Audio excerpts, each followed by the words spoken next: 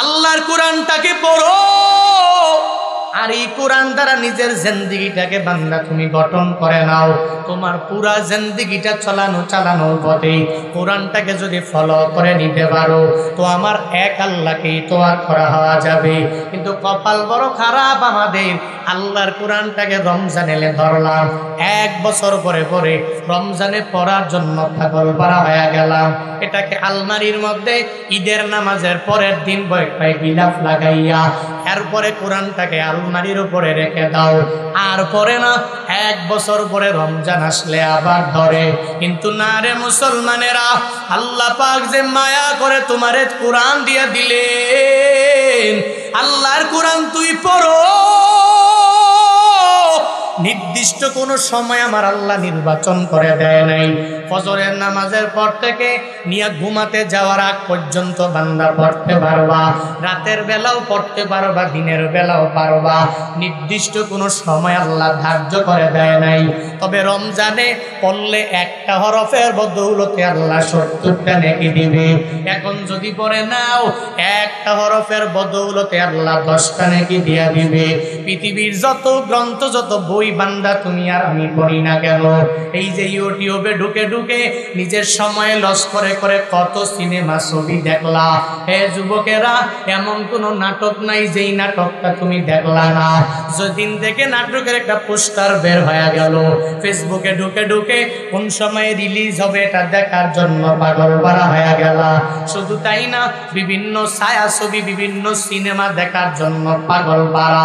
যখনই আসবে শুনেছো তুমি, তখনই দেখার জন্য পাগল পারা হয়ে গেল। রিলিজ হইতে দেরি, 5 নাম্বার ভিউটা তোমার, তুমি দেখতেও পাগল পারা হয়ে গেল।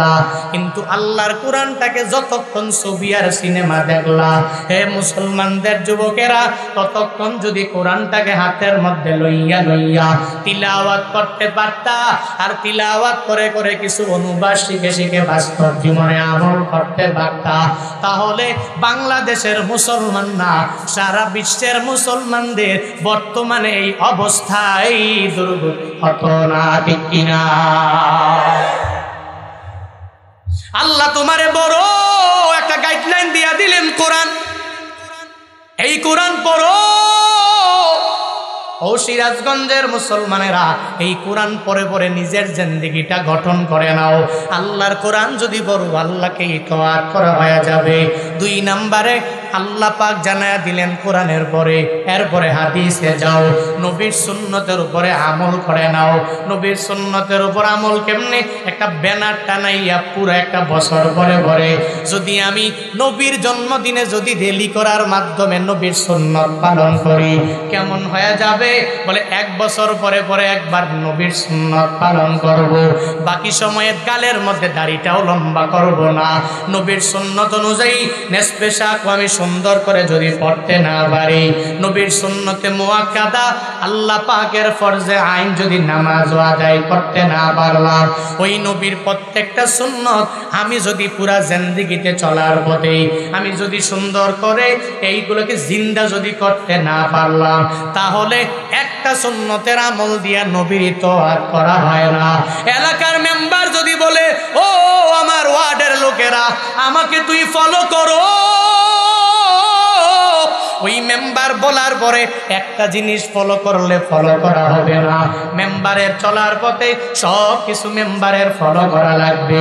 ইমামের ফলো করলে ইমাম যেমনে চলে, যেভাবে চলে ফলো করা লাগবে। আমার নবীরে যদি ফলো করতে চাও, ওই নবীরে যদি ইতাআত করতে চাও, ওই নবীরে যদি আনুগত্যের সর্বোচ্চ লেভেলে যদি তুমি নিয়ে যেতে চাও রে বান্দা, তাহলে একটা সুন্নতের আমল, 2টা সুন্নতের আমল করলে হবে না। স্বার্থে আঘাত লাগলেও এর উপরে ওই সুন্নতের আমল করা লাগবে। আবার যখন স্বার্থ হাসিল হয়ে যাবে, এরপরেও নবীর সুন্নতের আমল করা লাগবে, ঠিক কিনা? ওই নবীর ইতাআত করে নাও। আদেশটা তো আমি নিজে দিলাম না, এক আল্লাহ তোমারে আমারে ইতোয়াত শিখায়া দিলেন, তুই ইতোয়াত করবি আমি আল্লাহর, মানে আনুগত্য করবি আমি আল্লাহকে। এরপরে নবীর সুন্নতের উপরে আমল করে নাও, এরপরে নবীর ভালোবাসা নিজের অন্তরে যোগায়া দাও। নবীর ভালোবাসা কি? বলে সুন্নতের আমল করলেই হবে। নবী স্পষ্ট ঘোষণা দিয়া জানায়া দিলেন, মান্না হাব্বা সুন্নতি ফাকাদ আহাব্বানি ওয়া মান আহাব্বানি কানা মাই ফিল জান্নাহ। নবী আমার বলেন, মান আহাব্বা সুন্নতি, যে আমার সুন্নতের ভালোবাসলো, মানে আমার সুন্নতগুলোকে যে আমার উম্মতেরা জিন্দা রাখলো, তাহলে সে আমি নবীকেই তো ভালোবাসলো। আর আমি নবীকে যারা ভালোবাসবে ও জাহান্নামে যাবে না, ওর শেষ ঠিকানা হবে আল্লাহর জান্নাত। ওই নবীর ইতোয়াত করো মুসলমান। ওই নবীর ইতোয়াত কেমনে করবা? নবীর ভালোবাসা প্রেম সাগরের মধ্যে কেমনে ডুব দিবা? বলে সাহাবায়ে কেরামের মতো হয়ে যাও, যেই সাহাবায়ে কেরামরা নিজের তাজা রক্তগুলো বিলীন করে দিয়া দিলেন একমাত্র নবীর মহাব্বত নিয়া, ওই নবীর ভালোবাসা নিয়া এরা যুদ্ধের ময়দানে যাওয়ার জন্য পাগল পারা হয়ে গেলেন। নিজের জীবনটাকে পুরাই বিটা মনে করলেন। এই যে শরীরে রক্ত, এই রক্তগুলো জমিনের মধ্যে পড়বে, এই পুরা জমিনটা লালে লাল হয়ে যাবে। এরপরে এরা চিন্তা ভাবনা করে নাই। যদি বড় সাহাবীদের কথা বলি তাহলে তো অভাব নাই।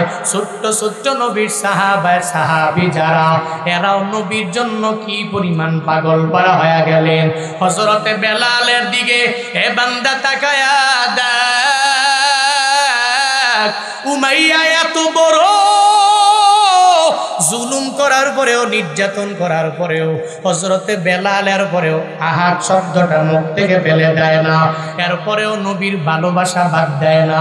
মসজিদে নববীর মুয়াজ্জিন হযরতে বেলাল প্রতিদিন তো আজান দেয়, নবীর দায়িত্ব নিয়া ফজরের নামাজে আজান দেয়, হাইয়া আলাস সালাহ, মানুষ নামাজের দিকে আসো। এরপরে জানায়া দেয় হাইয়া আলাল ফালাহ, হে মানুষেরা যদি নামাজের দিকে আসো তাহলে তোমরাই হয়ে যাবা সফল কাম। হযরতে বেলাল মসজিদে নববীর মুয়াজ্জিন, নবীর আদেশ নিয়া প্রতিদিন ফজরের নামাজে হাইয়া আলাস সালাহ বলে সাউন্ড দেয়, এরপরে হাইয়া আলাল ফালাহ বলে সাউন্ড দেয়। একদিন বেলাল হাইয়া আলাস সালাহ বলে না, হাইয়া আলাল ফালাহ বলে না।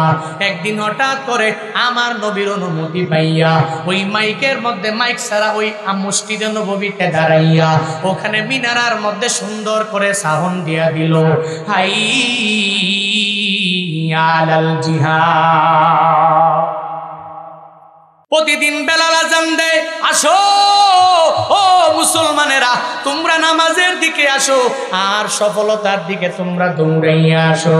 কিন্তু হঠাৎ করে বেলাল যখন ঘোষণা দিয়া দিল জিহাদের ময়দানে যাওয়া লাগবে, কে আসো জিহাদের ময়দানে আসো না, এই কথা বলার পরে মসজিদে নববীর পাশে এক আল্লাহর বান্দি মহিলা হাইয়া আলাল জিহাদ এই সাউন্ড শোনার পরে চোখের পানি ফালায়া কান্না করে। ওই মহিলার পাশে তার 7 বছরের একটা বাচ্চা, সে সাহাবী আমার নবীর হাতে কালিমা পড়নেওয়ালা মুসলমান।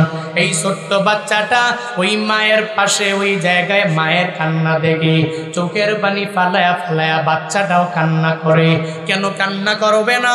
কারণ মা যদি ছেলের সামনে চোখের পানি ফালায়, ওই ছেলে কশিন কালেও নিজেকে ধরে রাখতে পারে না। ওই মায়ের জানায়া দেয়, ও মা তুমি কান্না করবা না, আমি ছেলে হইয়া তোমার কান্না মেনে নিতে পারি না গো মা। আমার সামনে তুমি কান্না করবা, কে তোমারে আঘাত দিয়া দিল? আমি তাকে দুনিয়া থেকে বিদায় করে দেওয়ার জন্য চলে যাব। ওই মা সন্তানটাকে সঙ্গে লইয়া শুইয়া কান্না করে। ছোট্ট সাহাবীটা ওই মায়ের জানায়া দেয়, মা আমার প্রতিদিন বেলাল হাইয়া আলাস সালাহ হাইয়া আলাল ফালাহ এই সাউন্ড দেওয়ার পরে তুমি নামাজে যাও, দাও আর নামাজে দাঁড়াইয়া মুসল্লার মধ্যে তুমি নামাজ পড়ে পড়ে এরপরে কোরআন তিলাওয়াতের আমল চালু করে দাও। ও মা, আজকে এমন কি বেলাল সাউন্ড দিয়ে দিল, এই সাউন্ড শোনার পরে তুমি চোখের পানি পালায়া পালায়া কান্না করলা। ওই মা আবার বলে, ও ছেলে, আমি চোখের পানি ফালায়া কান্না করি কেন তোর জানা নাই? আমি কেন কান্না করি জানো জানো জানো? আজ থেকে কয়েক মাস আগে একদিন বেলাল যখন সাউন্ড দিয়া দিল, হাইয়া আলাল জিহাদের সাউন্ড দিল, তোর বাবা আমার পাশেই তো শোয়া ছিল। ওই তোর বাবা হাইয়া আলাল জিহাদের সাউন্ড শোনার পরে এরপরে আর এই বিছানার মধ্যে একটু দেরি করে নাই। ওই স্বামী আমার ঘুম থেকে জেগে বলে, ও স্ত্রী, তরবারিটা দাও। ওই বেলাল তো আমার নবীর অনুমতি ছাড়া জিহাদের ডাক দেয় নাই। ওই বেলাল জিহাদের ডাক দিয়া দিল, শুধু নবীর অনুমতি নিয়েই তো দিয়েছে। তরবারি দাও, এই তরবারি নিয়ে আমার যুদ্ধের ময়দানে যাওয়া লাগবে। তোর বাবা আমার সঙ্গ থেকে এই যে তরবারিটা নিয়ে নিয়ে রওনা হয়ে গেল, আজ পর্যন্ত ওই তোর বাবার চেহারা আমি দেখতে পারি নাই। ও যুদ্ধের ময়দানে গিয়েছে, ওখানেই তোর বাবা দুনিয়া থেকে বিদায় নিয়ে চলে গেছে। তোর বাবা যাওয়ার সময় আমাকে বলেছে, ও বিবি আমার, ওই নবীর ডাকে যুদ্ধের ময়দানে যাই গো। ওই যুদ্ধের ময়দান থেকে ফিরবো কি ফিরবো না আমি বলতে পারি না। তবে আমার যেই ছেলেটা আছে, ওই ছেলেটারে তুমি এই পথের মধ্যে পাঠাইয়া দিও। আমি যেই পথের প্রতি হয়ে গেলাম, আমার ছেলেরাও একই পথের প্রতি হয়ে যাবে, আমি এটাই চাই। তোর বাবা চলে গেল, আমি ওই দিন তোর বাবাকে বলেছি জান্নাতের মধ্যে মোলাকাত হয়ে যাবে। আজকে ওই বেলাল আবার আগের সাউন্ডটা দিয়া দিল, জিহাদের ময়দানে যাওয়া লাগবে। কিন্তু আজ তো আমার উপযুক্ত কোনো স্বামীও নাই, আমার কোনো ছেলেও নাই, যুদ্ধ করার জন্য আমার বাবাও নাই। সবাই দুনিয়া থেকে বিদায় নিয়ে চলে গেল। যেহেতু কেউ নাই, এজন্য চোখের পানি ফালায়া ফালায়া কান্না করি। আজকে যদি আমার একটা উপযুক্ত ছেলে থাকতো, নবীর কল্যাণে পাঠায়া দিতাম, ইসলামের কল্যাণে ওই যুদ্ধের ময়দানে আমি আমার ছেলেরে পাঠায়া দিতাম। ওই মা সন্তানের সামনে এই কথাটা বলতে দেরি হয়ে যায়। ওই 7 বছরের বাচ্চা ওই মাকে জানায়া দেয়, মা কান্না করার কোনো দরকার নাই। ও মা, তোমার ছেলে দেখো না কেমন বাবা আমি নিজে পেয়ে গেলাম, যেই বাবা নিজের জীবনের কোনো মায়া করে না। তরবারি নিয়া যুদ্ধের ময়দানে গিয়া শহীদ হয়ে গেলে। ও মা, তুমি জানো না, আমরাও তো আমার নবীর বড় প্রেমী। আমি ছোট হতে পারি গো মা, তবে আমি আজকে যুদ্ধের ময়দানে যাব। যুদ্ধের ময়দানে যাইয়া আমার তাজা রক্তগুলো জমিনের মধ্যে বিলীন করে দিব, আমি গাজী হয়ে ফিরব না। তোমার ছোট বাচ্চাটা ওই যুদ্ধের ময়দানে নবীর সফর সঙ্গী হয়ে যাবে। আমার বাবা যেরকম তোমার এক বিধবা নারী বানাইয়া শহীদ স্বামীর স্ত্রী বানাইয়া দিয়েছে গো মা, আমিও ঠিক একই রকম ভাবে তোমার এক শহীদি মা হিসাবে দুনিয়া কবুল করে নিব। অনেক বড় সাহাবী, হ্যাঁ, ছোট্ট কত ছোট্ট, 7 বছরের বাচ্চা। রাবিরা বলেন এত অল্প বয়সী। ও জানায়া দে, মা আমার বাবা যেরকম তোমাকে শহীদ স্বামীর স্ত্রী বানায়া দিল, আমি ছেলে হইয়া ঠিক একই রকম ভাবে আমি তোমাকে বানায়া দিব এক শহীদ সন্তানের মা, এক শহীদ ছেলের মা বানায়া দিব। চলো নবীর দরবারে হাজির হয়ে যাই। ওই মায়ের কোলে লইয়া মা সন্তানটারে নিয়ে মসজিদে নববীতে দৌড় দিলেন, রওনা হয়ে গেলেন। ওই জায়গায় যাওয়ার পরে নবী ফজরের নামাজ শেষ করে এরপরে রহমাতুল লিল আলামিন কাতার বন্দী হয়ে গেল। সাহাবায়ে কেরামরা যারা যুদ্ধের ময়দানে যাবে, ওই মহিলাটাও যাইয়া সাহাবী পুরুষদের কাতারের মধ্যে দাঁড়ায়া যায়। ওই সাহাবীরা জিগায়, এ মহিলা, তুমি কেন দাঁড়াইছো? কই যাবা কই যাবা, কোনো মহিলাকে যুদ্ধের ময়দানে নেওয়া হবে না, তুমি কেন আমাদের সিরিয়ালে দাঁড়ায়া গেলা? ওই মহিলা বলে, শুনে নাও, আজকে যুদ্ধের ময়দানে আমি মহিলা হইয়া যাইতে রাজি না। আমার কোলের যে ছোট বাচ্চা, এই বাচ্চাটাকে নিয়ে আমি চলে এসেছি। এই ছোট বাচ্চাই জিহাদের ময়দানে যাবে, আমি মা কশিনকালেও জিহাদের ময়দানে যাব না। এরা হাসতে লাগলো, তুমি কি পাগল পারা হয়ে গেল, পাগল হয়ে গেল নাকি? এত ছোট একটা বাচ্চা ও যুদ্ধের ময়দানে জিহাদ করার জন্য যাবে, আর আমরা এত বড় সাহাবী হওয়ার পরেও আমাদের হাতে তরবারির অভাব নাই, আমাদের হাতে তীরেরও অভাব নাই, আমরাও তো সুন্দর করে ঘোড়ার উপরে উঠতে পারি, আমরা হস্তি বাহিনীর মতো ওই হাতির মধ্যে আমরা উঠে উঠে যুদ্ধ করতে পারি, আমরা আমাদের মালগুলো বুঝাই করে নিয়ে যুদ্ধের ময়দানে যাইতে পারি।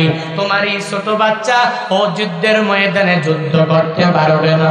ও মহিলা, যাও যাও, তোমার এই সন্তান নিয়ে তুমি চলে যাও। ওই মহিলা বলে, এ সাহাবায়ে কেরাম, না না,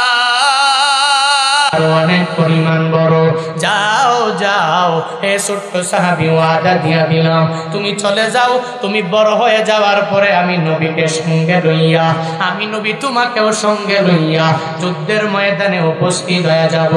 কাফের মুশরিক যারা, এদের সাথে তুমি নিজেও বড় হলে যুদ্ধ করতে পারবা। এটা বলে বলে ওই মহিলাকে যখন বিদায় দেওয়ার জন্য নবী বলে, ওই মহিলা বলে, ও নবী আমার, না না, আমার ছোট্ট ছেলে যুদ্ধ করতে পারবে না, আমি জানি জানি জানি জানি, ভালো করেই জানি, ও তরবারিও ধরতে পারবে না, ও ঘোড়ার উপরে উঠতে পারবে না, ও যুদ্ধের ময়দানে আমি জানি ও যুদ্ধ করতে পারবে না গো নবী। কিন্তু ও নবী আমার, ওই যুদ্ধের ময়দানে যাওয়ার পরে কাফেরেরা আপনাকে মারা, আমার ছেলের গায়ে তীর পড়বে, নবী আপনার গায়ের মধ্যে তীর যাবে না। আবার কাফের মুশরিকেরা আপনার বাম দিকে লক্ষ্য করে যখন তীর মারবে, আমার ছেলেটারে লইয়া এরপরে আপনি বাম দিকে নিয়ে যাবেন, ওই ছেলেটার গায়ে তীর পড়বে, আমার নবী তীরের আঘাত থেকে বেঁচে যাবে। শুধু তাই না, আমার এই ছেলেটাকে আপনি ঢাল হিসেবে ব্যবহার করবেন, তার বাবা যেই পথের প্রতীক হয়ে গেল, আমিও তারে ওই পথের প্রতীক বানাইতে যাই। ও নবী গো, যখন আপনার সামন দিকে বুকের মধ্যে তীর মারার জন্যে ওই কাফেরেরা যখন মারবে, আপনি আমার এই সন্তানটারে সামন দিক দিয়া ধরে রাখবেন, আমার সন্তানের গায়ের উপরে তীর পড়বে, এরপরে আমার নবী তীরের আঘাত থেকে বেঁচে যাবে। আমার সন্তানের পুরো বডিটা, আমার সন্তানের পুরো শরীর তীরের আঘাতে ঝাঁঝরা হয়ে যাবে, এরপরেও আমার নবী দুনিয়াতে বেঁচে থাকবে, আমার নবী সুন্দরভাবে থাকবে, সালামতে থাকবে। আমার সন্তান আমার নবীর কারণে বিদায় হয়ে যাবে, কাল হাসরের ময়দানে আমি বলতে পারবো, আল্লাহ, আমি দুনিয়াতে এক শহীদ স্বামীর স্ত্রী দুনিয়াতে ছিলাম, এরপরে আমার ছেলের মায়া করে করে ছেলেটাকে আমি বুকের মধ্যে রাখি নাই, ওই নবীকে বাঁচাইবার জন্যে আমি আমার ছেলেকে জিহাদের ময়দানে পাঠাইয়া দিয়েছি। ও আল্লাহ গো, আমাকে কি এই উসিলায় মাফ করে জান্নাতের মধ্যে দেওয়া যায় না? ওই দিন আমি আল্লাহর কাছে বললে আল্লাহ আমাকে মায়া করে এই উসিলায় হয়তো জান্নাতে দিতে পারে। সুবহানাল্লাহ, আর জোরে বলি সুবহানাল্লাহ। মহিলার এত কথা শোনার পরে নবী বলল, অসুবিধা নাই, এরপরেও তুমি চলে যাও। ছোট্ট এই সাহাবীর পুরা জীবনের দাম আমি নবীর কাছে আছে, ও যখন বড় হয়ে যাবে এরপরে চলে আসবে। ওই ছোট্ট সাহাবী আমার কাছে আসার পরে এরপরে বড় হলে যুদ্ধে নিয়ে যাব, নবী মানতে রাজি না। মহিলাটা যত নবীরে বলে, নবী যখন মানতে রাজি হয় না, ছোট্ট বাচ্চাটাকে নিয়ে রওনা হয়ে গেলেন। যাওয়ার পথে বাড়িতেও যাইয়া পৌঁছতে পারে নাই। প্রতিমধ্যে যাওয়ার পরে ছোট্ট বাচ্চাটা ওই মায়ের দিকে লক্ষ্য করে মাকে জানায়া দেয়, ও মা, বাড়িতে নিও না, আমাকে বিদায় দাও, বিদায় দাও, বিদায় দাও। ওই যে বিছানার মধ্যে আমি তোমার কাছে প্রতিশ্রুতিবদ্ধ হয়ে গেলাম, আমি তোমার কাছে ওয়াদাবদ্ধ হয়ে গেলাম, ও মা, আমি এই জায়গায় তোমার কোলে থাকতে রাজি না, আমি চলে যাব, যুদ্ধের ময়দানে গিয়ে আমার জিহাদ করা লাগবে। ও মা, বিদায় দাও, যাও। আমার নবী যেই পথের প্রতীক হয়ে গেল, আমিও সেই পথের প্রতীক হয়ে যাব। সাহাবায়ে কেরামরা, আমার বাবার বন্ধুরা যদি যাইতে পারে, আমি কেন যাইতে পারবো না?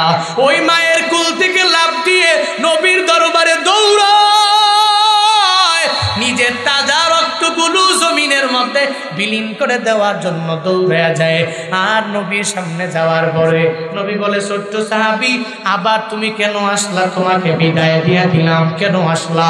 বলে, নবী গো, আমি এসেছি কেন আমায় যুদ্ধের ময়দানে নিবেন না? আমি যুদ্ধের ময়দানে যাব, আর ওখানে যায় আমি জিহাদ করব। নবী আমার বলে, হবে না, আমি তোমার কাছে ওয়াদাবদ্ধ হয়ে গেলাম। ও ছোট্ট সাহাবী, যাও যাও, তুমি যেদিন বড় হয়ে যাবা, আমি তোমাকে সঙ্গে করে নিয়ে জিহাদের ময়দানে যাব। ও তখন আমার নবীরে মেসাল দেয়, আমার নবীরে জানায়া দেয়, ও নবী আমার, আপনি যে বলেন আমি অনেক পরিমাণ ছোট, তাহলে আপনি আমার উদাহরণ শুনবেন। নবীকে উদাহরণ দেয়, আমি আমার মা যখন রান্না করে, মায়ের পাশে আমি সুন্দর করে মায়ের সাথে বসে থাকি, আমি তাকায়া দেখি ওই চুলার মধ্যে আমার মা সাথে সাথে বড় বড় লাকড়িগুলো দেয় না, আগে ছোট লাকড়ি দেয়, এগুলা দিয়ে এরপরে আগুন জ্বালায়, এরপরে আগুনের মাত্রাটা অনেক পরিমাণ বেড়ে যায়। ওই চুলার মধ্যে ছোট লাকড়ি দিয়ে আগে আগুন জ্বালায়, বড় বড় লাকড়ি দিয়ে আগে কোনো কাজ হয় না, কাজ হয় না। আমি ওই জায়গা থেকে পরিপূর্ণ শিখতে পেরেছি গো নবী আমার। ওই যুদ্ধের ময়দানে আমাকে যখন আপনি নিয়ে যাবেন, আমি যাওয়ার পরে আপনার সাহাবায়ে কেরামরা, যারা বড় বড় মুজাহিদ, যারা যারা যুদ্ধের ময়দানে জিহাদ করে নিজের তাজা রক্তগুলো বিলীন করে দিতে চায় যারা, ও নবী গো, এরা যুদ্ধের ময়দানে আগে যুদ্ধ শুরু করবে না, করবে না।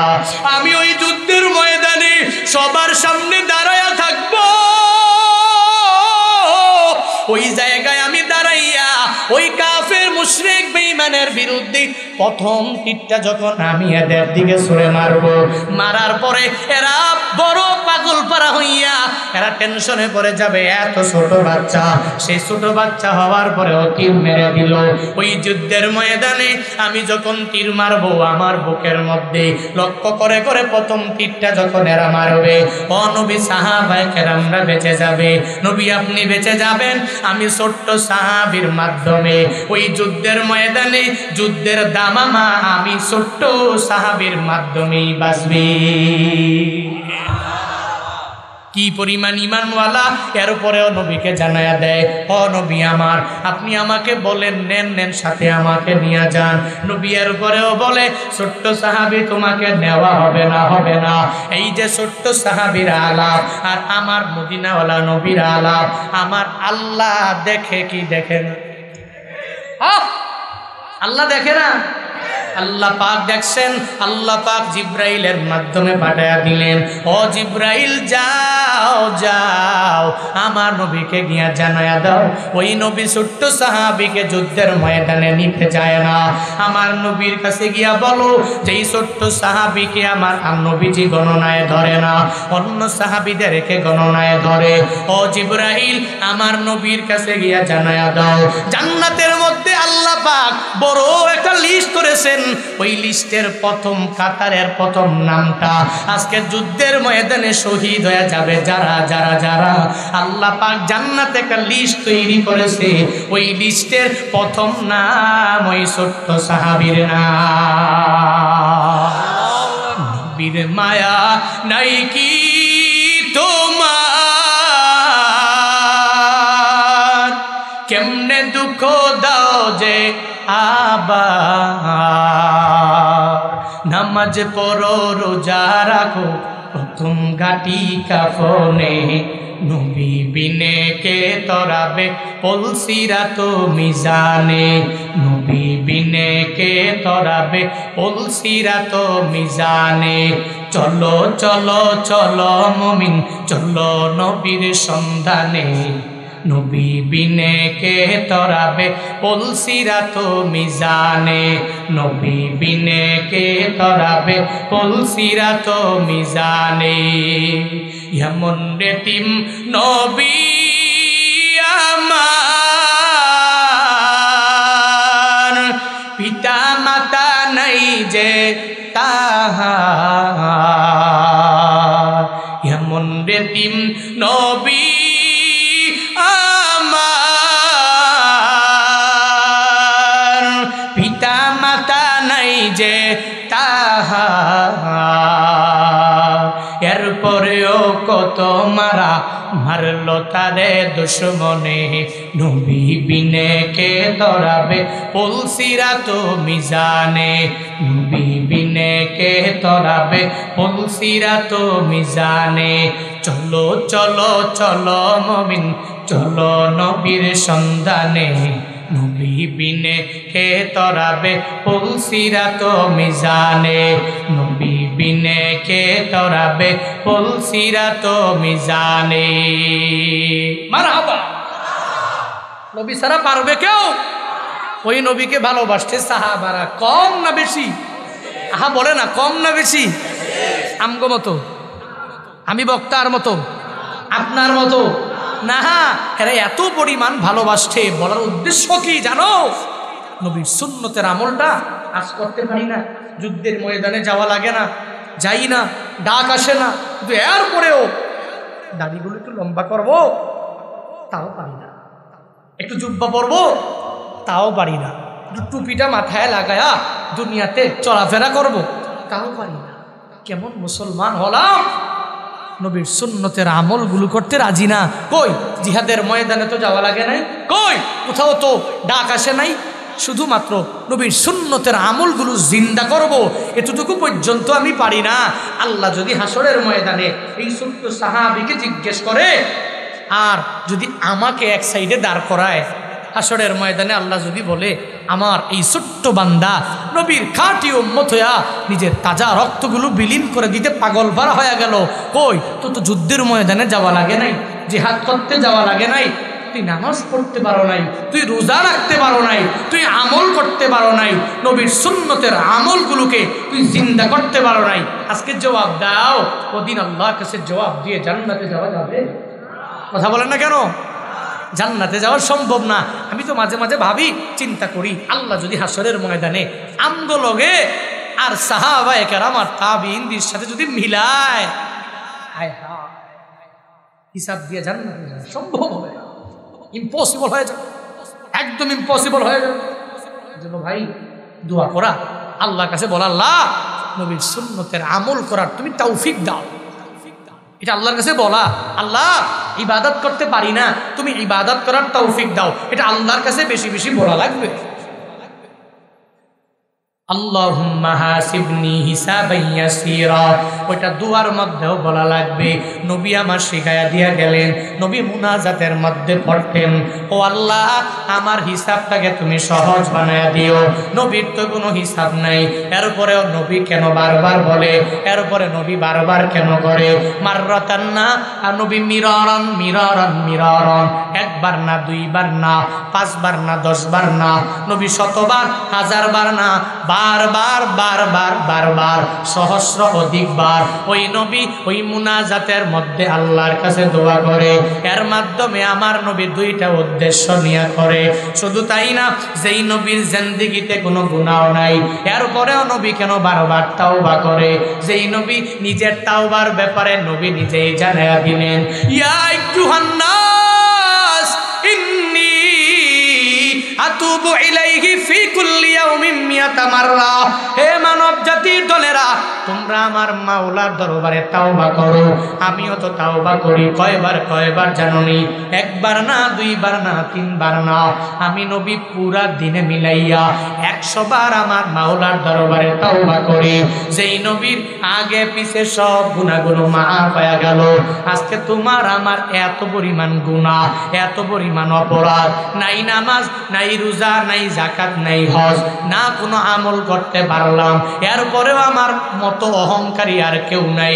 এলাকায় অহংকার করে করে বেড়ালাম, আমার মতো আমলি কেউ নাই, আমার মতো বড় বক্তা কেউ নাই, আমার মতো ইলিমওয়ালা কেউ নাই, আমার মতো ভালো কথা বলনেওয়ালা কেউ নাই, আমার মতো সুরেলা কেউ নাই, আমার মতো মেম্বার এই ওয়ার্ডে নাই, আমার মতো চেয়ারম্যান এই উপজেলায় নাই, আমার মতো এমপি বাংলাদেশে আর একটাও হতে পারে না, আমার মতো মন্ত্রী, আমি সব আমার পাওয়ার অনেক পরিমাণ পরিমাণ বেশি।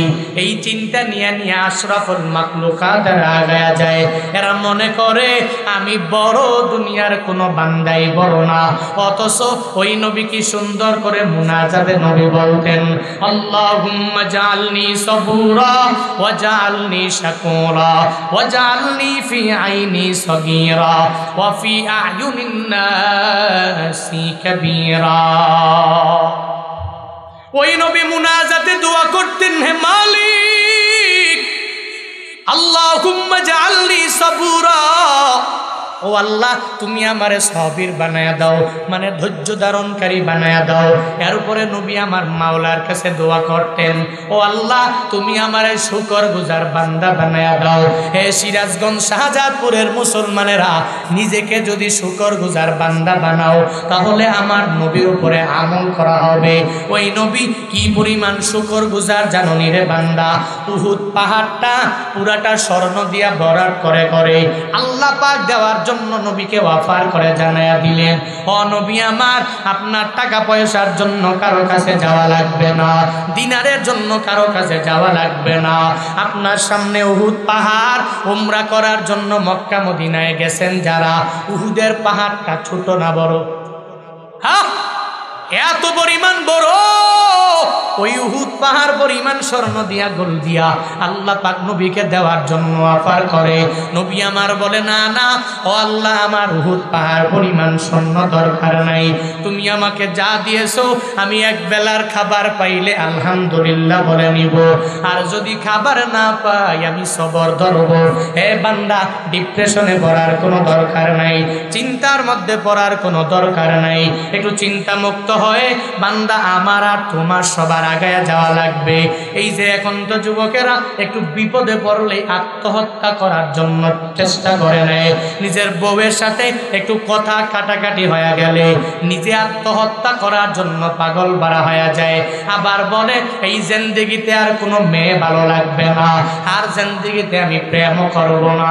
গতকালকে বয়ান শেষ করে যাওয়ার পথে হঠাৎ করে মোবাইলে ঢুকলাম, ঢুকতেই দেরি একটা নিউজ পেয়ে গেলাম। কেমন নিউজ জানেননি?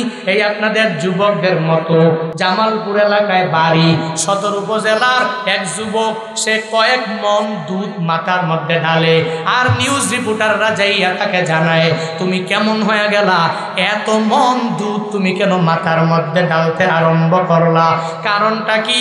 ও নিউজ রিপোর্টারদেরকে জানায়া দেয়, শুনে নাও, আমি একটা বিয়া করেছি, বিয়া করার পরে আমার এই মহিলাটা আমার কথা শুনে না, মাত্র 12 দিন পরে আমাকে ডিভোর্স দিয়া দিয়া চলে গেল।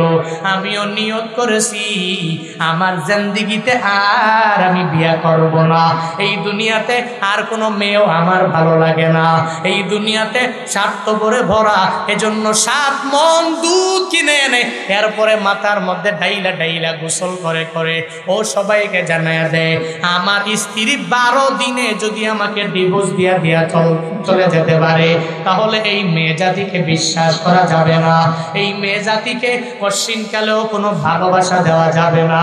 ও নিয়ত করলো মৃত্যু পর্যন্ত আমি আর বিয়ার পিড়িতে বসবো না, কোনো মেয়ের সাথে আমি প্রেমও করব না।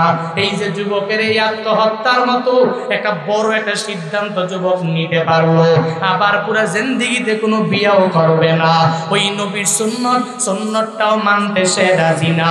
এরপরেও সে জানায়া দিল যে আমাকে এত বড় বিপদের মধ্যে ফেলায়া চলে গেল, মৃত্যু পর্যন্ত তার মতো কোনো মেয়েরে আমি ভালোবাসবো না, আমি বিয়াও করব না। এত কি টেনশন তোমার? তুমি কেন আত্মহত্যার পথটা বেছে নাও? কেন বড় থেকে বড় একটা সিদ্ধান্ত নিয়ে নাও? কেন এত বড় ডিসাইড নাও? বরং আমার মাওলার উপরে তাওয়াক্কুল করে আগায়া যাও। হে বান্দা, তোমাকে আমার আল্লাহ যেই হালাতে রেখেছেন ওই হালাতে থেকে থেকে বান্দা চিন্তা ভাবনা করো। আল্লাহ পাক আমাকে হাত দিয়া দিলেন, অন্য একটা বান্দাকে হাত দেয় নাই। আল্লাহ পাক পা দিয়া দিলেন, আর একটা ব্যক্তিকে আমার আল্লাহ পা দেয় নাই। এরকম সমাজে আছে না নাই? নাই? আমি কত ভালো, সুন্দরভাবে আমি হাঁটতে পারি, আমি সুন্দরভাবে চলতে পারি, আমার হাত দিয়ে আমি খাইতে পারলাম, আমি সুন্দর করে আমার পা দিয়ে হাঁটতে পারলাম, কিন্তু একটা বারের জন্য শুকরগুজার করলা না। লাম ইয়াশকুরিন নাস লাম ইয়াশকুরিল্লাহ। যেই বান্দা দুনিয়াতে কোনো মানুষের কৃতজ্ঞতা করে না, ও আমার মাওলারও কৃতজ্ঞতা প্রকাশ করে না। আল্লাহ পাকের কৃতজ্ঞ এক বান্দা তোমার আমার সবার হওয়া লাগবে। ওই নবী কি পরিমাণ শুকরগুজার, নবী বললেন এক বেলার খানা পাইব, আমি আলহামদুলিল্লাহ বলে বলে মেনে নিব, আর যদি না পাই আমার খাবার লাগবে না, আমি সবের নিজে হয়ে যাব। এক বেলা পাইলাম আলহামদুলিল্লাহ, আরেক বেলা পেলাম না তো নিজেকে সবির বানাবো। ওই নবীটা গুণ, নবীর ইতোয়াত কেমনে করব? তো এই গুণে নিজেকে গুণান্বিত বানানো লাগবে কি লাগবে না? কথা বলেন না কেন? লাগবে কি লাগবে না? হযরতে ওমর ফারুক আযম রাদিয়াল্লাহু তাআলা আনহু, গরম না নরম? হ্যাঁ, জান্নাতের সার্টিফিকেট পায় নাই, পাইছে? পাইছে। পাওয়ার পরেও এই ওমর ফারুক আযম রাদিয়াল্লাহু তাআলা আনহু কি পরিমাণ শুকরগুজার নিজেকে বানিয়েছে। আবু বকর রাদিয়াল্লাহু আনহু জান্নাতের সার্টিফিকেট পেয়ে গেলেন, শুকরগুজার বানালেন।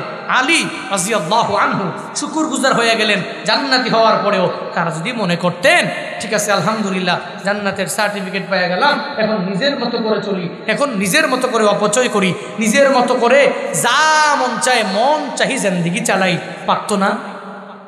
কথা বলেন না কেন? আর আমরাই তো কি করি, সুযোগ একটু পাইলে বাপরে বাপ, যদি একটু পাঁচ বেলার নামাজ আজকে পড়তে পারি, ও বাপরে বাপ, তার দাপটে চলাই যায় না। আমার মতো নামাজি এলাকায় কেউ বলে কি বলে না। আর যদি কোনোভাবে একবার উমরায় যাইতে পারে, হজ করতে পারে, পুরা এলাকায় জানানো লাগবে আমি হজ করছি। এক ব্যক্তি হজে গেছে, হজে যাওয়ার পরে 3 বার হজ করছে, একবার গেছে, 2 বার গেছে, 3 বার গেছে। বাসায় আসছে মেহমান, আসার পরে এবার ঘরের লোকদেরকে ডাক দিয়ে বলে না যে মেহমান আসছে, চা বানাও, পানি টানি দাও, ফল ফ্রুট দাও। তো ওই লোককে কেমনে জানাবে এ যে হাজি সাহেব? বলতেছে যে এই পরিবার, এই লোক আসছে, ওকে আমি যে 3 বারের সময় হজে গিয়া যে কাপটা আনছি ওই কাপ দিয়ে চা দেব। মানে বুঝছেন নি, অল ইন ওয়ান, একের ভিতর সব বইলা দিচ্ছে। কত একটা ওইটার মধ্যে ওই বেড়া বুঝে গেছে, বাপরে বাপ, বেড়া 3 বার হজ করে গেছে। আমগো হজ, আমগো উমরা, আমগো আমদ, আমগো নামাজ। হায় হায়, কি পরিমাণ অহংকার নিয়া মানুষকে জানানো লাগবে, লৌকিকতা নিয়া মানুষ জানবে, মানুষ দেখবে, আমাকে মানুষকে জানাইতেই হবে, এই চিন্তা। শুকরগুজার বান্দা হয়ে যাও, আল্লাহ পাকের শাকির এক বান্দা তুমি হয়ে যাও। কেমনে হবা? হযরতে মূসা যেই বান্দা এমন কোনোটা নাই মূসা নবীর ব্যাপারে জানে না। ওই মূসা নবী আল্লাহর সাথে দাঁড়াইয়া কথা বলে, কম বলে না বেশি বলে? কম বলে না বেশি বলে? মূসা নবী সিনাই পর্বতে দাঁড়াইয়া আমার মাওলার সাথে কথা বলে, এত পরিমাণ কথা। আল্লাহকে প্রশ্ন করে, আমার আল্লাহ জবাব দিয়া দেয়, আল্লাহকে প্রশ্ন করে, আল্লাহ জবাব দিয়া দেয়, আবার প্রশ্ন করে, আবার জবাব দেয়। আল্লাহকে এত পরিমাণ প্রশ্ন যে মূসা নবী করলো, অন্য কোনো নবীরা আমার আল্লাহকে এত প্রশ্ন করার সাহসও পায় নাই, কোনো নবীরা এত প্রশ্ন করেও নাই। ওই মূসা নবী সিনাই পর্বতে যাওয়ার জন্য রওনা হয়ে গেলেন। প্রতিমধ্যে যাওয়ার পরে তাকায়া দেখে এক আল্লাহর বান্দা ধনী, টাকা পয়সার অভাব নাই, ধন দৌলতের কোনো অভাব নাই। ওই ধনীর সাথে মুলাকাত হয়ে গেল। ওই ধনী তাকে জানায় দেয়, হে মূসা, তুমি তো মালিকের সাথে কথা বলো, এত ধন দৌলত আমার আল্লাহর কাছে গিয়া তুমি জানাইবা, কি কাজ করলে আমার ধন দৌলত অনেক পরিমাণ কমে যাবে, এটা আল্লাহর কাছে গিয়া জানাইবা। আল্লাহকে প্রশ্ন করার পরে উত্তরটা আমাকে জানাবা। এই কথা বলার পরে মূসা নবী চলে গেলেন। একটু দূর যাওয়ার পরে এক বৃদ্ধা গরিব মহিলা দাঁড়ায়া গেল, যার টাকা নাই, পয়সা নাই, কিছুই নাই। ওই গরিব মহিলাটা মূসা নবীরে জিগায়, তুমি আল্লাহর সাথে কথা বলো। ওই আল্লাহকে যা জিগাইবা আমি এত টাকা পয়সা নাই, এত গরিব হয়ে গেলাম, কোন আমলটা করলে আল্লাহ আমার সম্পদটা অনেক পরিমাণ বাড়াইয়া দিবে। সমাজটা তো এরকম, আমাদের দেশটাও তো চলে এক রকম। এক সেলিব্রিটি বান্দা ও জানায়া দেয় আমার আর সেলিব্রিটি হওয়ার দরকার নাই, আর একজনে সেলিব্রিটি হতে পারে নাই, ও সেলিব্রিটি হওয়ার জন্য পাগল পারা মরিয়া হয়ে যায়। শুধু তাই না, যার ধন দৌলতের পরিমাণ অনেক বেশি হয়ে যায়, ও বলে আর টাকার দরকার নাই। আর একজন গরিব, ও বলে আমার টাকা লাগবে, টাকা লাগবে, টাকা লাগবে। একজনে পরিপূর্ণভাবে এত পরিমাণ জমি জামার মালিক, ও বলে আমার জমি জামার দরকার নাই। আর একজনে শুধুমাত্র ভিটা নিয়ে চলাফেরা করে, ও বলে আমার দরকার। একজনের বড় কণ্ঠ, ও বলে এত কণ্ঠ আমার, আল্লাহর দরকার নাই, দেওয়ার দরকার নাই। আর একজনের কণ্ঠই নাই, ও শুধু বারবার কান্না করে, ও আল্লাহ তুমি আমারে কণ্ঠ দাও। একজনের শুধু ছেলে মেয়ে, ছেলে মেয়ে, ছেলে মেয়ে, 10-15টা সমানে হয়ে গেল। আর একজনের একটাও নাই, ও বলে আল্লাহ আর দরকার নাই। আর একজন বলে আমার দরকার, ও আল্লাহ একটা সন্তান দিয়া কলিজা ঠান্ডা করে দাও। আমগো দেশ, আমগো সমাজ এমনিতেই তো চলে। একজন ধনী বলে, ও মুসা তুমি আমার আল্লাহকে জিগাইবা, আমার এত ধন সম্পদ আমার, আমি কি কাজ করলে আমার কমে যাবে। গরিব মহিলা বলে আমার ধন সম্পদ নাই, আল্লাহকে গিয়া জিগাইবা, ওই আল্লাহ পাক আমি কি কাজ করলে আমার ধন সম্পদ অনেক পরিমাণ বাড়াইয়া দিবে। ওই মুসা নবী আল্লাহর কাছে যাওয়ার জন্য সিনাই পর্বতে কথা বলবে রওয়ানা। যাওয়ার পরে ত্রিমুখী রাস্তা চলে আসলো। ওই রাস্তার মধ্যে এক আল্লাহর বান্দা বসে বসে ওখানে ভিক্ষা করে। তার 2টা হাত নাই, তার 2টা পা নাই, ওখানে বসে আছে। মুসা নবীর কাছে জিগায়, ও মুসা নবী, চোখের পানি ফালা ফালা ফালা ডাক দেয়, মুসা রে আমার মাওলার সাথে গিয়া গিয়া গিয়া কথা বলবা, আমার 2টা হাত নাই, এই 2টা পা আমার আল্লাহ দেয় নাই। ও মুসা রে আমার যে হাত নাই, পা নাই, আমি তো আমার মাওলার কাছে যায় যায় ওই বিষয়ে বলবো, তবে হাসরের ময়দানে বলবো। তুমি আল্লাহর কাছে প্রতিদিন গিয়া গিয়া সিনাই পর্বতে দাঁড়ায়া কথা বলো, ওই আল্লাহকে জিগাইবানি আমার আল্লাহ কেন আমারে 2টা হাত দেয় নাই, আমার আল্লাহ কেন আমারে 2টা পা দেয় নাই। এই সমাজে যাদের হাত নাই, পা নাই, ও বুঝে হাতের কি পরিমাণ দাম। আল্লাহ যদি কোনো একটা অ্যাক্সিডেন্টের মাধ্যমে তোমার ডান পা নিয়ে যায় অথবা বাম পা নিয়ে যায়, তখন তুমি বুঝবা এই হাতের কেমন দাম, এই পায়ের কি পরিমাণ দাম, ওই সময় বোঝা যাবে। থাকতে দাম দেও না, চলে গেলে কান্না করলেও আর আসবে না, ঠিক কিনা? হঠাৎ করে অ্যাক্সিডেন্টে হাত একটা চলে গেল, হায় হায় রে ডান হাত গেছে গা, এবার এক হাত দিয়া কি করবো? চলতেছি চলতেছি, অ্যাক্সিডেন্টে যাওয়ার পথে ডান পা নাই অথবা বাম পা নাই, এবার বুঝবো এই পায়ের কি পরিমাণ মর্ম, এই হাতের কি পরিমাণ মর্ম, এই চোখের কি পরিমাণ মর্ম, এই কানের কি পরিমাণ মর্ম। দুনিয়ার বিভিন্ন সার্জারি করার মাধ্যমে লাগানো যায়, কিন্তু আল্লাহর পক্ষ থেকে আল্লাহ পাক বান্দাকে যেই আকৃতি দেয়, ওই আকৃতির চাইতে পৃথিবীর মানুষের বানানো কৃত্রিম আকৃতি হতে পারে, আল্লাহ চাইতে দামি হতে পারে, হতে পারে। যাদের 2টা হাত নাই, পা নাই, ও বুঝে হাতের কি পরিমাণ দাম, ও জানে পায়ের কি পরিমাণ দাম। এজন্য তো হাত নাই, পা নাই যেই বান্দা, ও শুধু আল্লাহর কাছে বলে, আল্লাহ তুমি আমারে কেন হাত দিলা না, আল্লাহ তুমি আমারে কেন পা দিলা না। সৌদি আরবের এক কনফারেন্স আমি দেখতেছিলাম, দেখার সময়ে ওই কনফারেন্সের মধ্যে এক অন্ধ ছেলেকে নিয়ে আসা হলো, যাদের 2টা চোখ নাই, ওকে হাজির করা হলো। ওই অন্ধ ছেলেটাকে যখন সামনে নিয়ে আসে, সাংবাদিকরা সবাই মিলে মিলে জিগায়, ও অন্ধরে তোমার যে 2টা চোখ নাই, তার চক্ষু নাই, ও চাইলে আল্লাহ দিয়া দেয়। আল্লাহ যার হাত নাই, ওই আল্লাহ পূর্ণাঙ্গভাবে তারে ক্ষমতা দিয়া দেয়। যেই বান্দার পা নাই, আল্লাহর কাছে চাইলে তো আল্লাহ দিয়া দেয়। ওই চক্ষু নাই অন্ধ শিশুটাকে যখন সাংবাদিকেরা জিগাইল, তুমি কি আমার মাওলার কাছে একটা বারের জন্য কি চাও না? ও আল্লাহ আমার 2টা চক্ষু নাই, তুমি চক্ষু আমারে ফিরাইয়া দাও। তুমি কি আমার মাওলার কাছে চাও না? তুমি কি আমার আল্লাহর কাছে বলো না, ও আল্লাহ তুমি আমার দুইটা চক্ষু ফিরাইয়া দাও, আল্লাহর কাছে কি চাও না? ও সাথে সাথে সাংবাদিকরে বলেন, না আমি আমার মাওলার দরবারে চাই না, এই দুইটা চক্ষুর আমার কোনো প্রয়োজন নাই। হায় হায়, কেন কেন তুমি কেন আমার মাওলার দরবারে চাও না? ওই সময়ে ওই ছোট বাচ্চাটা ওই জায়গায় এতগুলা মানুষের সামনে ও সবাইকে জানায় দেয়, শুনে নাও হে সাংবাদিকেরা, আমার মাওলার দরবারে আমি চাই না। কেন জানোনি?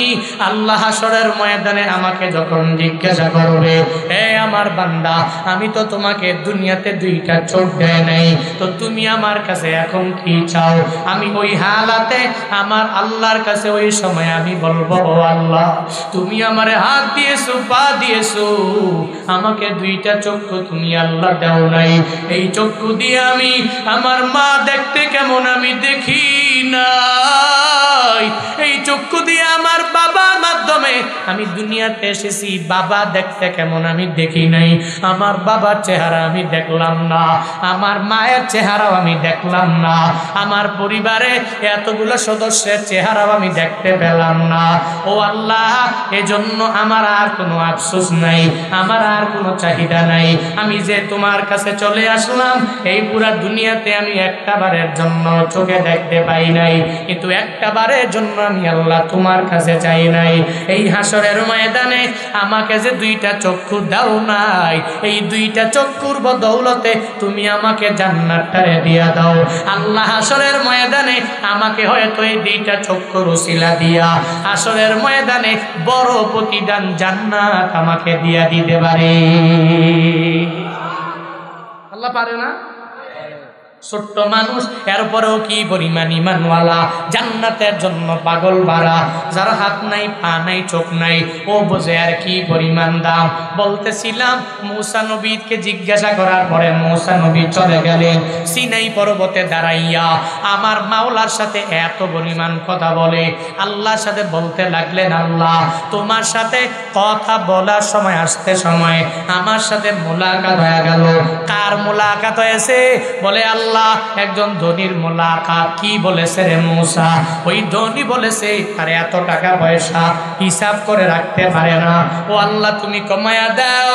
ওই মূসা নবীকে আল্লাহ জানায়া দিলেন, মূসা যাও যাও ওই ধনীকে গিয়া জানায়া দাও, ওই ধনীর ধন দৌলত তখনই কমে যাবে। ও যদি এই নিয়ামত পাওয়ার পরে আলহামদুলিল্লাহ না বলে, এই নিয়ামত পাওয়ার পরে যদি আল্লাহর দরবারে শুকরগুজার বান্দা না হয়, ও যদি নিজের টাকা থেকে যাকাত না দেয়, ও যদি দান না করে, তাহলে অটোমেটিক্যালি তার টাকার পরিমাণ কমে যাবে, অটোমেটিক্যালি তার সম্পদের পরিমাণ কমে যাবে। দুনিয়াতে যারা টাকা পয়সা হওয়ার পরেও যাকাত দাও না, দুনিয়াতে যারা টাকা পয়সা হওয়ার পরেও দান করো না, আল্লাহ দিয়েছে মৃত্যু পর্যন্ত আল্লাহ তোমার কাছে রাখবে না। যাকাত না দিলে আল্লাহ এই টাকা পয়সাগুলো নিয়ে চলে যায়, চলে যায়, চলে যায়। ও মুমিন কামেল, ও সিরাজগঞ্জের মুসলমানেরা, ও আমার নবীর খাঁটি খাঁটি উম্মতেরা, টাকা পয়সা হয়েছে, যাকাত দেওয়া বাদ দিবা না, যাকাত গুলো দিয়ে দাও। যাকাত দিলে ধন কমে না, ওই সম্পদের পরিমাণ বাড়ায়া দেয় একজন। চিল্লা বড় কারণা কে বাড়ায়া দেয়? সন্দেহ আছে? যাকাত দিলে সম্পদ কমে না, অটোমেটিক্যালি বাড়ে।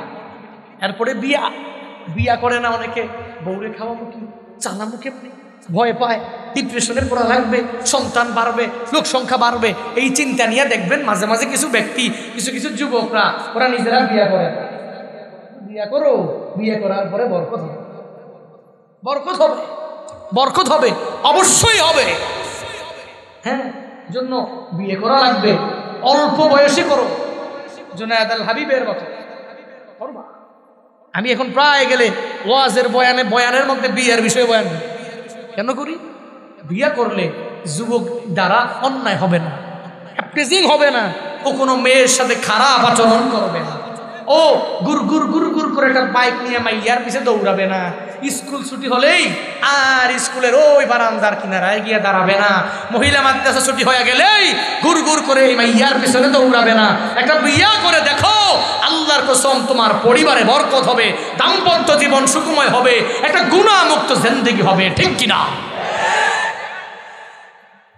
এবার সাওয়ালের বাপ টাপ যারা আছে, এই যে সাওয়ালটা একটু বিয়ে দিয়ে তোমার জন্য একটু সুপারিশ করলাম, ঠিক কিনা?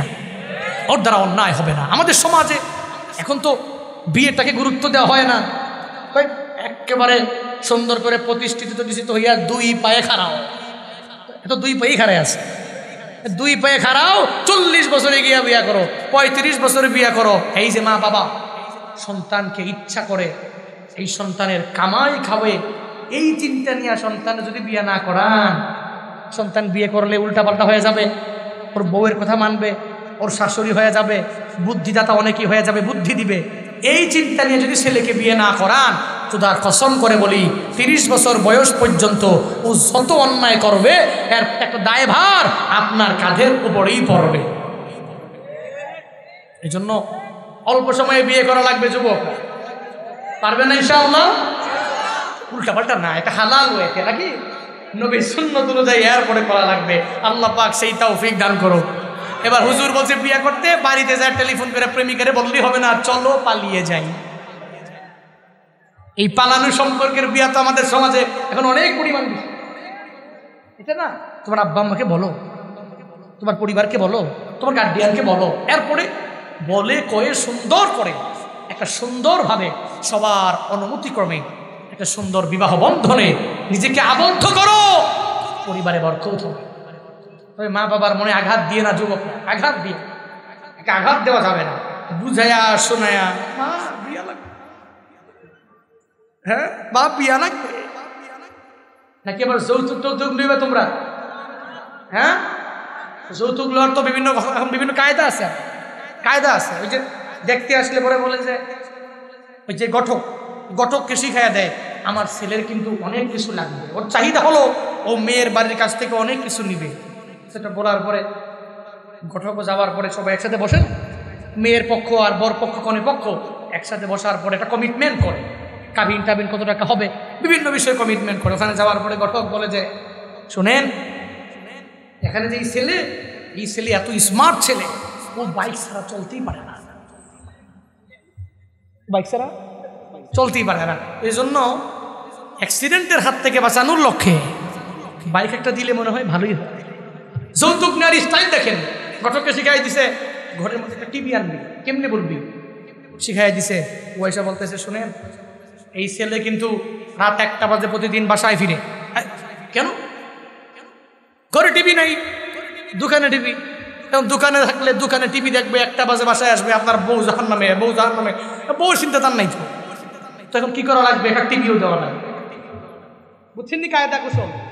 কি পরিমাণ কায়দা আমরা শিখছি, একটা হারাম ওয়েকে অবলম্বন করে, হারাম পথকে অবলম্বন করে।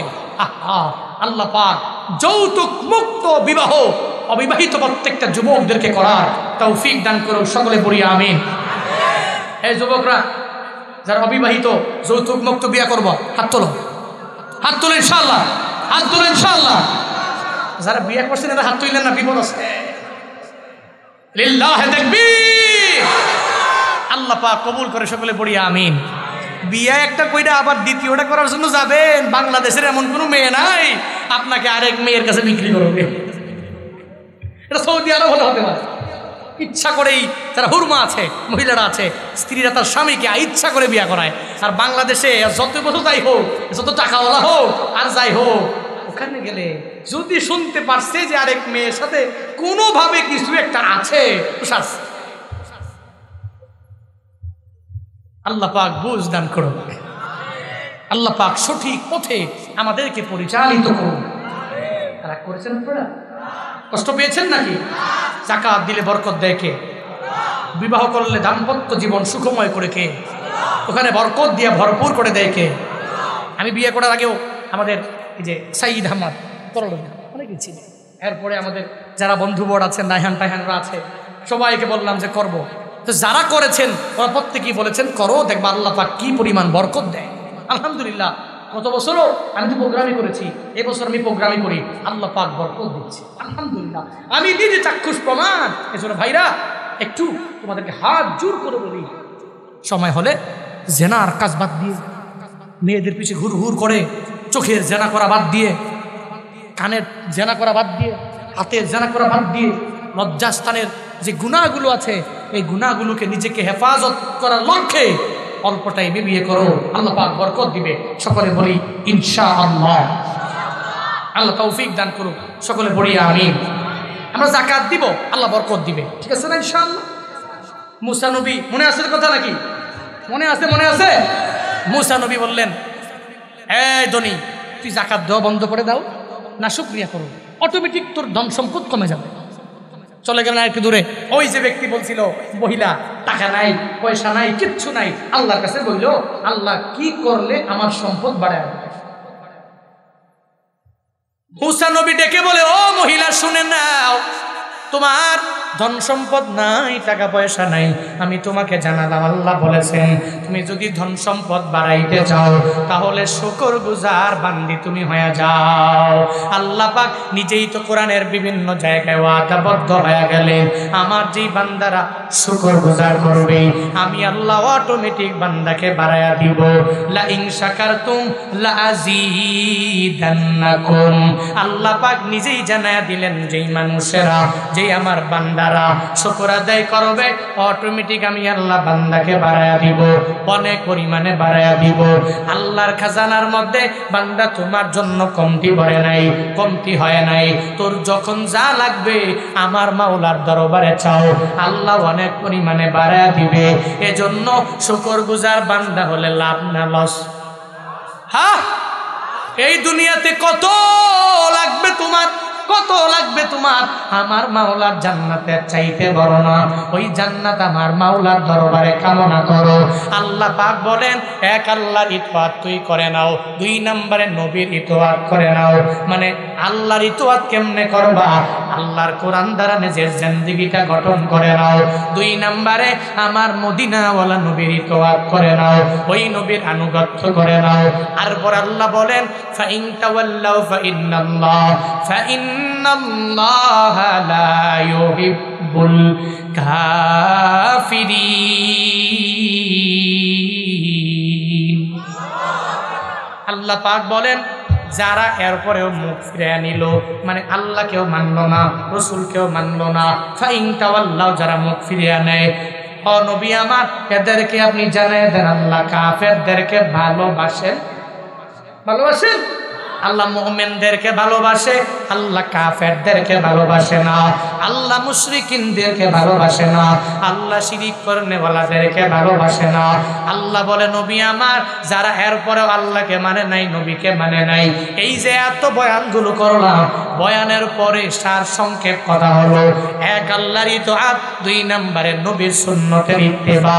এরপরে এই বয়ানের পরে অনেকে যাওয়ার পথে পথে পথে বলবে, এক বিড়ির দোকানে যায় বলবে, বিড়ির দোকানওয়ালা একটা বিড়ি দেও, টান দিয়া টানতে টানতে বাড়ি চলে যাবে, এক কান দিয়া ঢুকছে আর এক কান দিয়া বের হয়ে গেছে, এই তো হলো ওয়াজ।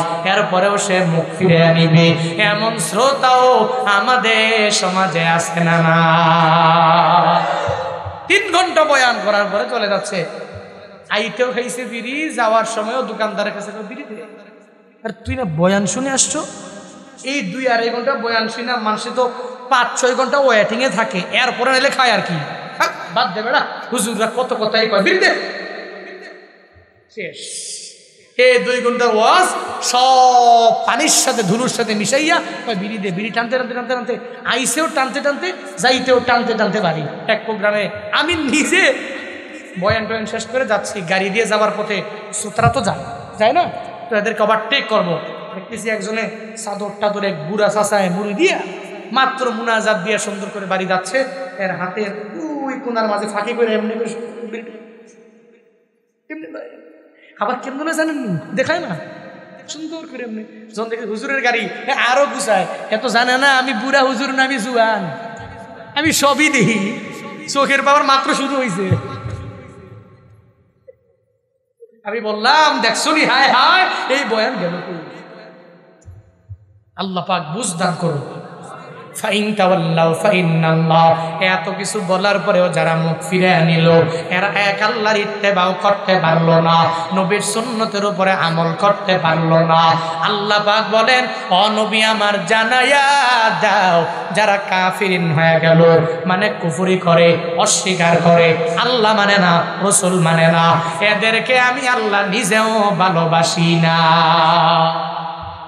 ওই আল্লাহর ভালোবাসা যদি পেতে চাও রে সিরাজগঞ্জের মানুষ, ওই আল্লাহর ভালোবাসা পাওয়ার জন্য নিজেরে একজন মুমিন বানায়া নাও, একজন ইমানদার বানায়া নাও, আল্লাহর কোরআনটাকে ফলো করে করে করে আগায়া যাও, নবীর সুন্নতের আমল করে আগায়া যাও।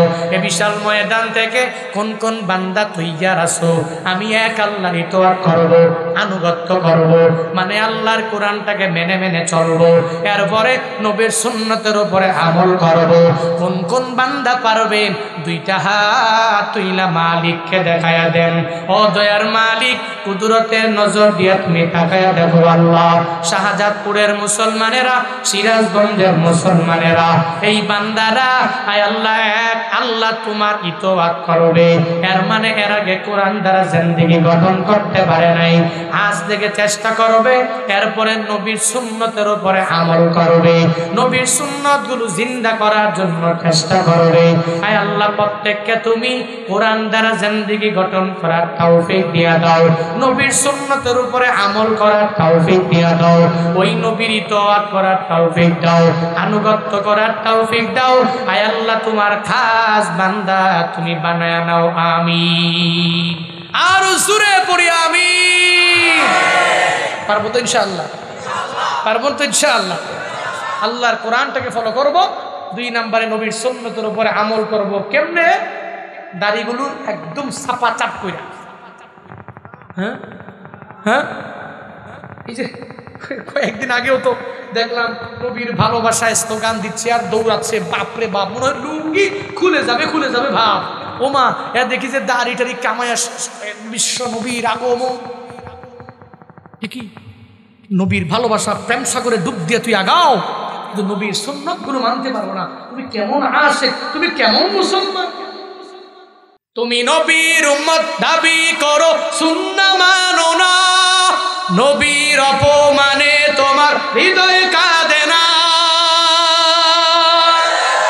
তুমি বিজাতীয় সংস্কৃতিতে সপেছো পরাণ, তুমি কেমন মুসলমান, তুমি কেমন মুসলমান, সবাই কেমন মুসলমান তুমি, হ্যাঁ কেমন মুসলমান তুমি। তুমি রমজান এলে রাখো না রোজা, দিনকে করো আঘাত, পয়সা করি নেই তো অভাব, দাও না তো যাকাত,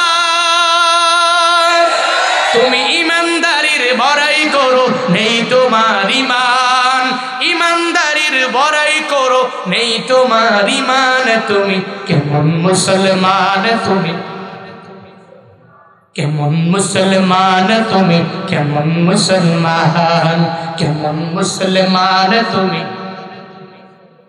তুমি সুদের টাকায় প্রাসাদে গড়ো, ঘুষও ছাড়ো না, দিন দুঃখী না খেয়ে মরে খবর রাখো না, তুমি ঘুষ খেয়ে অবিচার করো, সাজিয়া প্রধান, ঘুষ খেয়ে অবিচার করো, সাজিয়া প্রধান, তুমি কেমন মুসলমান তুমি, কেমন মুসলমান, কেমন মুসলমান তুমি, কেমন মুসলমান। নামাজের সাথে নাই পরিচয়, মানো না কোরআন, নামাজের সাথে নাই পরিচয়, মানো না কোরআন, তুমি কেমন মুসলমান তুমি, কেমন মুসলমান, কেমন মুসলমান তুমি, কেমন মুসলমান। ঠিক কিনা? মুসলমান তোমার পরিচয় নামাজ, তুমি মুসলমান তোমার পরিচয় রোজা, তুমি মুসলমান তোমার পরিচয় যাকাত, তুমি মুসলমান তোমার পরিচয় নবীর সুন্নাত, তুমি মুসলমান তোমার পরিচয় যাকাত। ঠিক কিনা? মুসলমানের পরিচয় কি? নামাজ। পরিচয় কি? রোজা। পরিচয় কি? যাকাত। পরিচয় কি? হজ। পরিচয় কি? সুন্নাত, দাড়ি, এগুলো পরিচয়। এই পরিচয় যে নিয়ে যদি চলতেই না পারলাম, তুমি কেমন মুসলমান? কেমন মুসলমান? অন্তত পক্ষে ইসলামের দামি দামি যে পিলারগুলো আছে এগুলো মানেন না। বুনিয়াল ইসলাম আলা খামসি শাহাদাতি আল্লাহ ইলাহা ইল্লাল্লাহ ওয়া আন্না মুহাম্মাদার রাসূলুল্লাহ ওয়া ইকামিস সালাহ ওয়া ইতাইজ যাকাত ওয়া হজ ওয়া সাওমি রমাদান। আগে এগুলো মানেন না। ইসলামের যে বুনিয়াদগুলো আছে, যেটার উপর ইসলাম দাঁড়িয়ে আছে প্রতিষ্ঠিত হয়ে, 1 নম্বরে কালিমা, 2 নম্বরে নামাজ। এই যে আমার বাবাও মাঝে মাঝে ছোটবেলায় আমাকে পড়াইছেন সুরে সুরে, এখন আমার মনে আছে। ইসলামের ভিত্তি 5টি, কালিমা, নামাজ, রোজা, হজ, যাকাত, এই 5টি ইসলামের ভিত্তি। আল্লাহু আকবার। এই যে সুরে সুরে পড়ায় না, সুরে সুরে সুন্দর করে দেখবেন কি সুন্দর করে মক্তবের মধ্যে আমাদেরকে আমাদের হুজুররা কি সুন্দর করে তালিম দেয়। এই যে ইসলামের ভিত্তি কালিমা, নামাজ, রোজা, হজ, যাকাত, এগুলো অন্তত পক্ষে একজন মুসলিম কামেল হওয়ার লক্ষ্যে প্রত্যেকটা আমল করা লাগবে। সিরাজগঞ্জ, শাহজাদপুরের মুসলমানেরা আমরা পারবো তো?